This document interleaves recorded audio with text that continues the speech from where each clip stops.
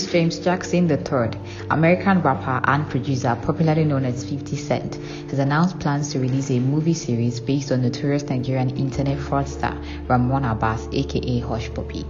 Remember, Hushpuppi was arrested in Dubai, the United Arab Emirates, in June 2020 for defrauding over 1.9 million people, majority of whom were Americans.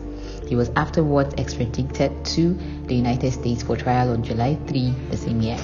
A United States District Court sitting at the Central District of California on Monday sentenced Hushpuppi to 11 years and 3 months after he was found guilty of laundering proceeds of a school financing scam, business email compromise, and other fraudulent cyber schemes.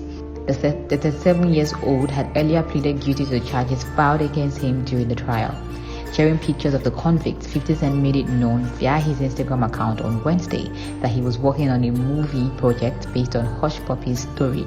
The G-Unit Records founder wrote in the caption,